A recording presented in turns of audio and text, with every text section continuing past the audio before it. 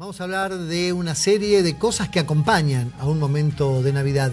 Y para eso pensé, ¿quién mejor que mi amigo Héctor Zarade? Héctor, buenas noches, muchas gracias por estar acá. Al contrario, un gusto realmente, como siempre.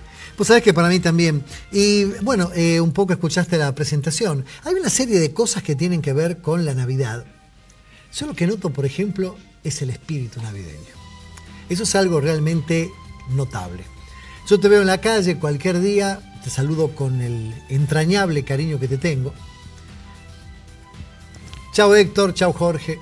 Pero si nos vemos en esta época, me cruzo, te cruzás, nos damos un abrazo y de corazón deseamos que tengas un hermoso año, que la pases bien, que tengas feliz Navidad.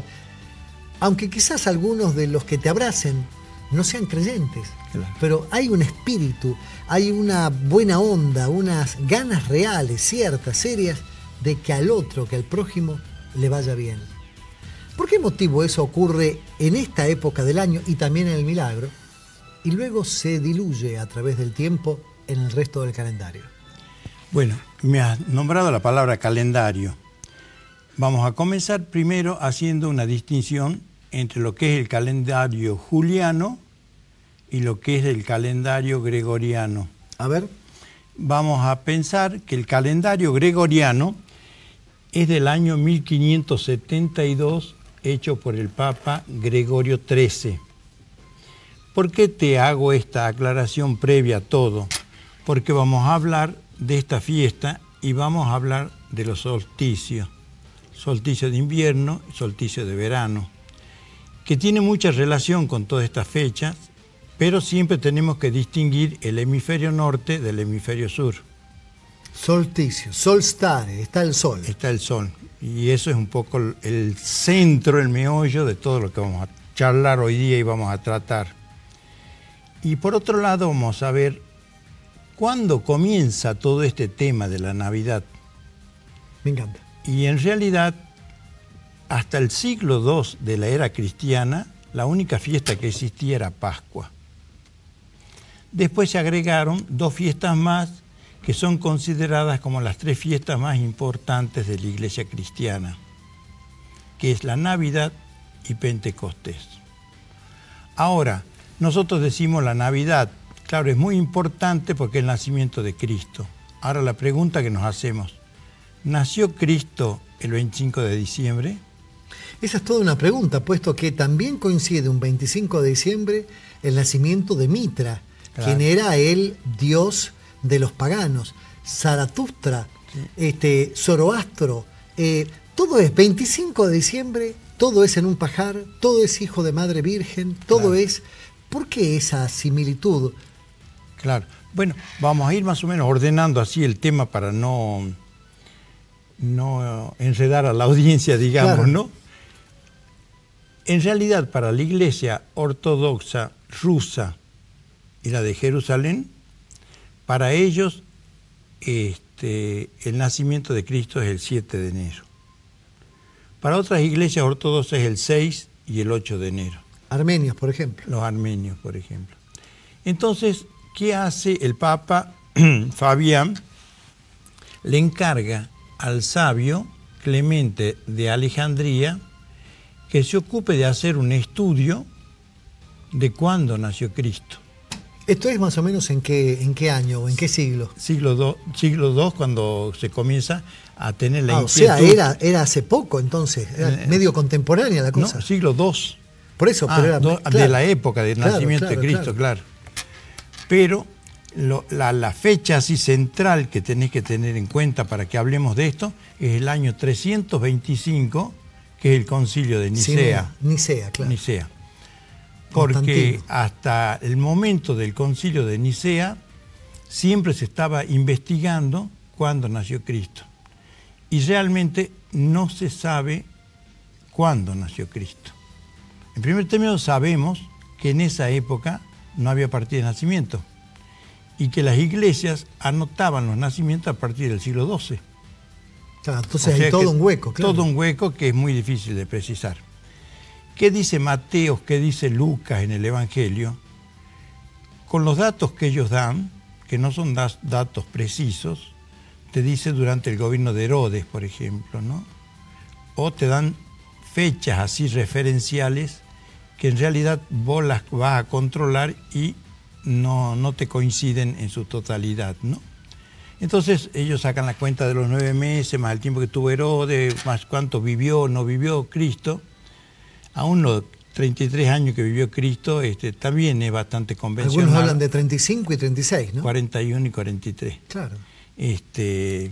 Entonces, pero San Agustín, que te acuerdas que es del 350 San Agustín, ¿no? Él dice, por favor, no tomen esto gramaticalmente, tomen esto como una cuestión que va mucho más allá, porque no tiene importancia saber qué día ha nacido Cristo. Lo importante es su mensaje, su palabra, digamos, ¿no? Entonces este Papa Fabián, como veía que había todo un movimiento de querer saber cuándo nació Cristo, que no nació, y había grandes disquisiciones, que algunos lo daban como fecha el 20 de mayo, ¿no? Entonces Papa Fabián, en un momento dado, muy fastidiado por todo esto, dijo, bueno, que a todos aquellos que se pongan a investigar sobre el nacimiento de Cristo se los va a considerar sacrílegos, ¿no? Porque ya era como una especie de... Sí, de casa de brujas, de locura generalizada para ver cuándo nació. Claro. ¿Y quién es el que populariza este 25 de diciembre? Sexto Julio Africano. Africano porque nació en Libia, ¿no?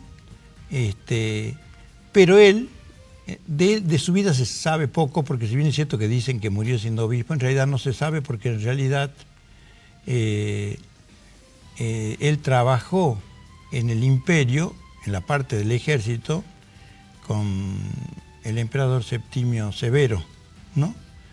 O sea que se ve que él era un hombre ligado al Imperio Romano y que estaba muy relacionado con un gran pensador, un gran padre de la Iglesia que fue durante mucho tiempo negado, Orígenes, ¿te acuerdas Sí, sí.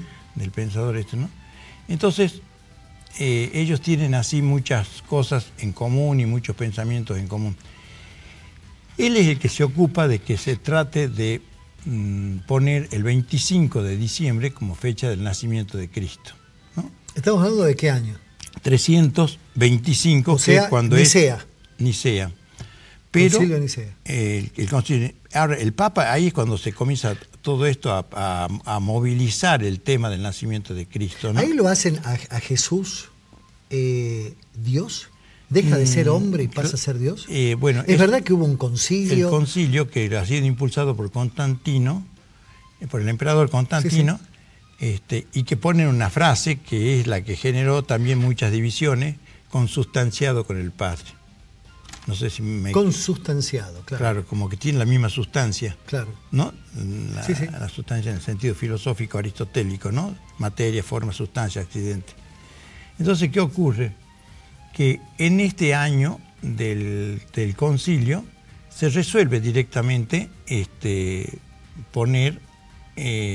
movilizar todo esto, comenzando por este pensador que te dije que era africano, ¿no es cierto? Que es el que procura imponer que sea el 25 de diciembre. Claro. Sexto Julio Africano, ¿no? El amigo de Orígenes, digamos, pero a su vez el que trabajó en el imperio de... Entonces como que se fijó de alguna manera una fecha que como para poder terminar discusiones. No, para tapar otras festividades. Bien. Y porque además hay que ver que, bueno, recordemos que el Papa Liberio es el que establece que Jesús nació el 25 de diciembre, pero por pedido del Papa Julio I, ¿no? Entonces el Papa Julio I es el que le pide al Papa Liberio que, primero está el Papa, después le sucede el Papa Liberio, ¿no? Le pide que por favor que se pusiera directamente este tema, porque además ha sido un movimiento muy, muy terrorífico el tema de buscar la fecha del nacimiento de Cristo, ¿no? A Clemente de Alejandría, que también era un santo, que también, un sabio, le ven encomendado también que buscara cuál era la fecha, ¿no? Pero no coincidía con el 25 de diciembre para nada, ¿no? Tampoco con el 20 de mayo. No, tampoco con el 20 de mayo. Y entonces nosotros comenzamos a ver que en el siglo V, en Egipto, ellos tenían una gran festividad. Mirá que estamos hablando ya del siglo V, ¿no? Que así como vemos, por ejemplo, de Egipto, vemos cómo ellos festejan a Osiris y a Horus el 25 de diciembre, ¿no? Pero si nosotros entramos, por ejemplo, a Grecia, vemos que Hércules, hijo de Zeus, Zeus era el padre de todos los dioses, claro, y de Dionisio y Adonis, que nacen el 25 de diciembre, ¿no? Entonces, si ellos nacen el 25 de diciembre, se hace una gran festividad. Acuérdate que Adonis, Dionisio, acuérdate que es el dios que representa el falo, ¿no? Claro. El falo, que es el que da origen a la naturaleza, el sexo, ¿no? Sí, claro. Claro, que para nosotros lo traducimos a Baco, que claro, en la otra cultura no griega, sino en la romana. Claro, claro. Y Adonis es hijo de la diosa Mirra con su papá. Entonces ella, arrepentida de haber tenido un hijo con su padre, que es Adonis, no pudo haber un dios más bello que Adonis, ¿no? Por eso muchas veces dicen es un Adonis, por la belleza de este dios, ¿no? ¿Y qué ocurre? Que ella está tan arrepentida de esto que pide que morir. Entonces se transforma en un árbol que es el mirto y después en las anémonas, ¿no? Porque en realidad, bueno, pero ¿qué tiene que ver Adonis en todo esto? Que es en alguna medida, como Dionisio, los engendradores de la naturaleza. O sea, y el 25 de diciembre se tiene mucho en cuenta lo que nosotros podríamos simplificar así diciendo la Pachamama, la Madre Tierra, el origen de la naturaleza, de la vida, de las plantas, de todo esto, ¿no? Esto es más griego que romano. Es griego, es claro, griego. Después lo que los pasa romanos toman algunas cosas. Eso y a Dionisio lo hacen Baco. Claro. Ay, perdóname, No. A Dionisio, Baco deviene del Dionisio. Sería Baco sería la expresión romana de esta Dionisio, concepción claro, griega que Baco está relacionado con el vino, ¿no? Así, claro, porque se embriagó, porque descubrió, sí, el vino, pero siempre está relacionado con el tema de la naturaleza, ¿no? O sea que en el tema de la Navidad nosotros vamos a ver cuáles son las festividades que se van celebrando, ¿no? En la India, también el 25 de diciembre, ¿qué es lo que se celebra? El parto de la Reina del Cielo. Por supuesto que en ese parto ellos hacen grandes festividades también el 25 de diciembre, iluminan las casas, hacen festividades, a diferencia, por ejemplo, de en Inglaterra, que ellos el 25 de diciembre, también con los celtas, hacían grandes fogatas arriba de las montañas, ¿no? Y danzaban y bailaban a la vuelta de todo. Sí, los druidas. Exacto, claro, exacto. Pero lo más importante es pensar en Persia. ¿Por qué? Porque en Persia está el dios Mitra. Que es el padre de los paganos. Claro, pero ¿quién fue su madre? Su madre fue una virgen que se llamaba Anaíta, ¿no? Esta virgen nace en un pesebre. Mitra es perseguido y es muerto porque él venía a redimir y a ofrecer su vida por los otros. O sea, es la copia de la historia de Jesús. Y resucita al tercer día. Ahora, ¿no se puede comprobar que Zoroastro haya existido? ¿No se puede comprobar que Mitra haya existido? No, no existieron. Son creaciones. Lógico. ¿Y no es una creación Jesús? Bueno, yo prefiero explicártelo todos estos datos y las conclusiones las saca cada uno, ¿no? O sea, claro, el Jesús humano sí existió, ¿no? Ahora, la transustanciación con el Padre, en eso yo ya no puedo entrar a sostener porque, no sé, sería más teológico el tema para planteártelo o lo podríamos plantear en otro momento, ¿no? El sentido de la transustanciación. O consustanciado, ¿no? Pero la transustanciación es para la Eucaristía. Entonces, ¿qué ocurre con Mitra? Muere y al tercer día resucita, ¿no? Pero a su vez, él nace un 25 de diciembre y él también se lo considera el sol invencible, ¿no? Porque el sol es el que da origen a todas las vidas. En el año 64 se lleva a Roma la reverencia, digamos, o ¿cómo te decía? La devoción de Mitra, ¿no? Y Mitra competía muchísimo con el cristianismo, ¿no? El imperio estaba dividido en dos, claro. Claro, porque tenía muchos seguidores esta creencia en Mitra, ¿no? Que no se escribe como Mitra de la que usan los obispos, ¿no? Uh-huh. Esa Mitra es con TRA, este es Mitra con TH, ¿no? THRA. Y entonces ahí hubo una gran rivalidad así entre los romanos, entre Mitra y pero después viene el emperador Constantino, no te olvides que después él impone, ¿no? Claro, era una cuestión más conveniente para él, claro, controlar cristianos que controlar paganos. Entonces evidentemente le convenía más, como políticamente le convenía más estar con un grupo de personas que ponen una mejilla si le pegan en la otra, que con otro grupo de personas que eran politeístas encima y que podían llegar a generar algún tipo de inconvenientes en el manejo político de un reino. Claro, pero además no te olvides que el Imperio Romano fue anexando pueblos y grupos y culturas y religiones y costumbres. Entonces, por eso es que después le acusan al Imperio Romano de tanto haber sostenido el cristianismo, que por eso el imperio se debilitó, porque los cristianos no eran buenos guerreros, porque ponían la otra mejilla, en cuanto a lo que vos me decías, ¿no? Esa es una de las acusaciones que hace. Pero yo te voy a contar una cosa que te va a impresionar mucho, que en México, Quetzalcóatl nace un 25 de diciembre, ¿no? No sabía. Sí. En el año 1519 llega Hernán Cortés y Moctezuma cree que Hernán Cortés es el dios blanco que ellos estaban esperando. No, creían que era Quetzalcóatl que volvía, porque la segunda venida, como nosotros con el cristianismo esperamos la segunda venida. Y él le entregó todo a Hernán Cortés pensando que era el Quetzalcóatl que volvía en su segunda venida. Y bueno, después sabes todo lo que pasó con Hernán Cortés y la destrucción del pueblo indígena y todo lo que pasó en México, Azteca, ¿no? Claro. Pero fíjate vos la relación tan estrecha que hay, fíjate que te sintetizado en distintas partes del mundo, Grecia, y el 25 Roma, de diciembre. El 25 de diciembre. Entonces, ¿qué es lo que se trata de hacer? Se trata en alguna medida de poner esa fecha, ¿no es cierto?, pero para tapar en alguna medida las otras fiestas paganas que estaban relacionadas con el solsticio de verano, ¿no es cierto? Claro. Entonces, ahora, Héctor,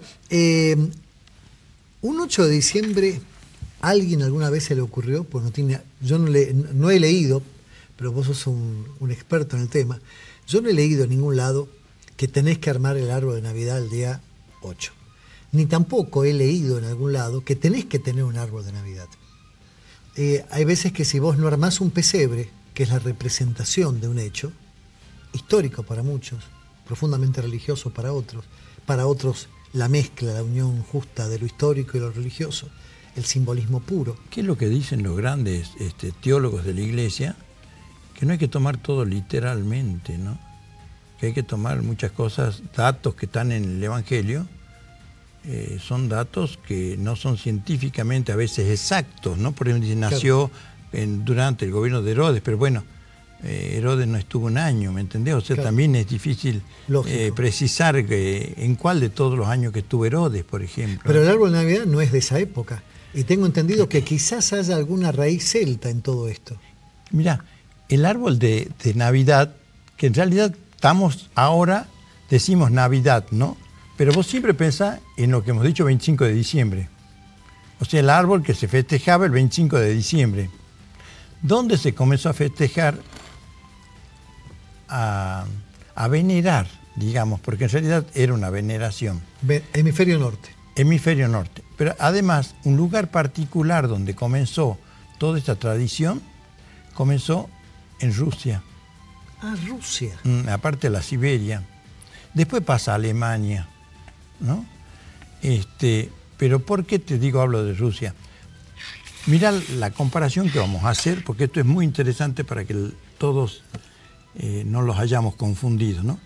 El árbol que se respeta y se venera es el roble. ¿Por qué? Porque era el árbol frondoso donde a la vuelta de ese árbol podían estar los animales, podían crecer las plantas, donde no era un árbol que... Un árbol fuerte. Un árbol fuerte. Y que tenía frutos para esa época. Y que tenía frutos y todo. Entonces, ellos siempre lo consideraron al roble como el árbol que se debía tener en cuenta, ¿no? Y bueno, y siempre se le hacía una gran fiesta, se lo adornaba, se le colgaban chocolates, cosas para los chicos, ¿no? Así caramelos, cosas dulces, hasta que después pasa a Alemania, y ahí en Alemania comienza mucho el tema de colgarles manzanas, colgarles frutos, ¿no? Después la iglesia, como veía que este tema del árbol estaba entrando mucho, el tema de adornar los árboles para la fiesta de Navidad, reemplazan el roble por el abeto. ¿Y por qué eligen el abeto? Por el triángulo, la forma triangular del abeto, ¿no? Del pino. Porque el pino, en alguna medida, representaba la Santísima Trinidad, por la forma triangular, ¿no es cierto? Y por otro lado, no te olvides que desde las primeras épocas de la historia, siempre se instalaba, digamos, o se pintaba, o se hacía en las construcciones, un triángulo y en medio del triángulo un ojo. Que en alguna medida ese ojo simplificaba Dios. El delta y el ojo que todo lo ve. El ojo que todo lo ve. Por eso mucha gente, ¿has visto que hay una tradición de no pasar por bajo una escalera? Sí. Bueno, es por esto que te estoy comentando ahora. Porque cuando vos pasás por bajo la escalera rompes el triángulo. Entonces profanás la deidad. Ah, mira, no sabía eso. Es casi una cosa religiosa por el simbolismo del triángulo, ¿no? El triángulo siempre ha sido tomado como el símbolo que representa a Dios, ¿no? Y el equilibrio, el equilátero y todo. Exacto, el equilátero y todo eso. Y el ojo, ¿no? El ojo ese que todo lo ve. Ojo que no es ni izquierdo ni derecho, no, es un ojo. Es un ojo casi al medio, digamos, sí, ¿no? Sí, que sí. está así, que el ojo, que todo lo mira y todo lo domina, ¿no? Que está en el billete del dólar, por ejemplo. Ah, bueno, pero eso por una cuestión de la masonería, ¿no? Sí, sí. Pero en realidad el árbol de Navidad después se coloca una estrella arriba, ¿no? Que en realidad siempre, pues fíjate que todo tiene que estar relacionado con el sol o con la estrella, ¿no? Porque es la luz, ¿no? Y a Cristo un poco se lo representa en alguna medida como el sol naciente, como el sol invencible, como el sol que nunca se apaga, como la luz permanente, ¿no? Y la estrella un poco está relacionado con la fe. La estrella es la fe. La fe. El verde del árbol, la esperanza. Y después, originariamente, los árboles se los adornaban con cintas así, tipo espiral, que iban llegando hasta la punta del árbol, que ese era el camino del cristiano, ¿no? Llegar a la cima. A la fe. A la fe. Y durante el camino estaban las obras buenas que iba haciendo. Y esos son los globitos, los adornos, esas cosas, ¿no? Era toda una simbología, pero no es original del cristianismo, ¿no?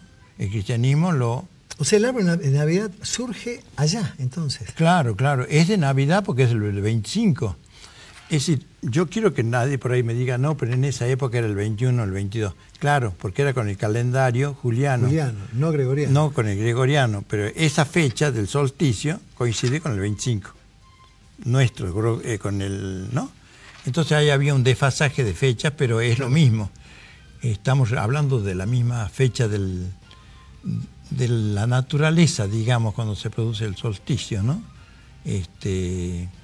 Pues hay que hay solsticio de verano y solsticio de invierno, ¿no? Y cuando está en su apogeo es cuando en realidad la gente festeja, porque en realidad comienza a explotar la naturaleza. Claro. Y eran las grandes fiestas que se llamaban las bacanales. ¿Por qué? Por el dios Baco. Claro. ¿No? Alcohol y Dionisio, sexo y alcohol. Claro, era completa la cosa. Era Claro, completa. Era completa la cosa. Era completa. ¿Por qué? Porque todo lo que sea relacionado con la fertilidad no era mal visto.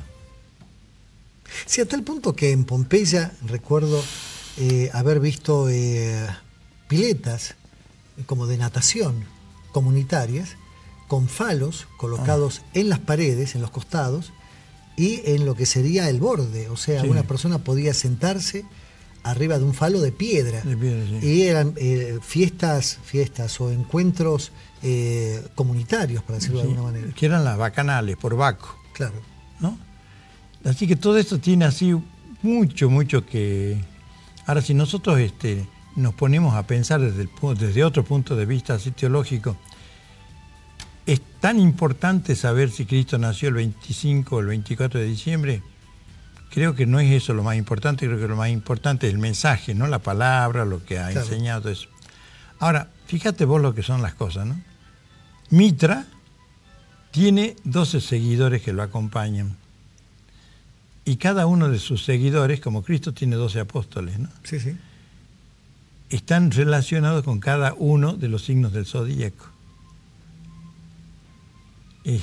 ¿Por qué? Porque a través de esos 12, que están comprendidos dentro del zodíaco, está toda la humanidad. O sea, están todos. Por eso te digo, hay cosas que son muy simbólicas, que no hay que tomarlas literalmente, ¿no? Porque Mitra, o la diosa Anaíta, no Su madre. existió, ¿me entendés? En realidad son creaciones, ¿no? Y además, como él era el que daba la vida a la naturaleza, entonces acá es la Pachamama. Y en su momento, y tiene que ver la festividad, también está relacionado con las fechas de que se inician los cultivos, ¿no? Claro. Los sembradíos, digamos, Sí, sí, ¿no? sí, sí. Entonces eso... Héctor, la última. Hace un par de días atrás hubo un fallo de la Corte Suprema que habla de la educación religiosa. Salta era una provincia donde se educaba en escuelas públicas, había un espacio curricular que tenía que ver con la religión. La Corte Suprema de Justicia no lo vio adecuado. Ahora hay una serie de marchas. Hubo una marcha, creo, convocada por la ADP con maestras catequistas.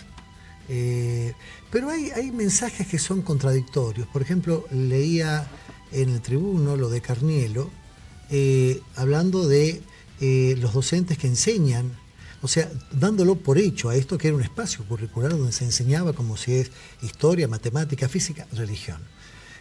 Vos sos un hombre íntimamente ligado a la Iglesia, vos sos un hombre educado en el Vaticano, debe ser la persona que más sabe de ese tema, de Córdoba para arriba seguro. ¿Cuál es tu visión con respecto a esto de educar en escuelas públicas sobre algo tan caro para los sentimientos como es la religión? ¿Querés que te conteste como juez? Dale. Porque me parece que sería el marco más lógico para contestar esto, ¿no es cierto? Porque puedo contestar también como, no sé. Sí, como teólogo, como profesor. Como también, profesor, claro. pero te voy a contestar como juez. La Constitución Nacional establece como una garantía la libertad de cultos, ¿no? O sea que vos tenés que respetar todos los cultos. Cuando yo era juez, nunca me voy a olvidar que a un alumno lo expulsaron de una escuela porque no quería llevar la bandera, no quería... Testigo de Jehová. Exacto. Me presentaron un amparo y lo resolví diciendo de que tenían que reintegrarlo inmediatamente al alumno, porque si no estaríamos violando una norma básica de la Constitución, que es el respeto a la libertad de culto, ¿no? Y la tolerancia.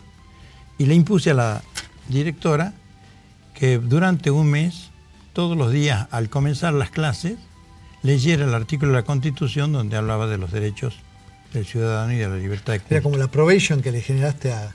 Sí, pero porque yo pensé que de esa manera podía tener un efecto resonante en las otras escuelas. Y lo tuvo. Porque una maestra le contó a la otra a la otra, que leían el artículo ese de la Constitución. En Salta no podés poner en la currícula como obligatorio, como materia obligatoria, como matemática, geografía, latín, lo que sea, la religión, salvo que esté en un colegio confesional. Ahora, en una escuela pública no podés poner. ¿Y cómo hay que hacer para poder poner? Cambiar la Constitución Nacional. Pero nadie se va a atrever a cambiar el logro de una conquista de un derecho, porque es tan anticristiano imponer el cristianismo. Qué bárbaro, qué frase. Es tan anticristiano imponer el cristianismo, claro. Claro, porque no va por el camino de la fe ni de la gracia. Va de la fuerza. De la fuerza. Entonces no tiene asidero, ¿me entendés? No tiene sentido jurídico, ¿no? Y yo he visto algunos que se convirtieron en apóstoles de la enseñanza religiosa obligatoria.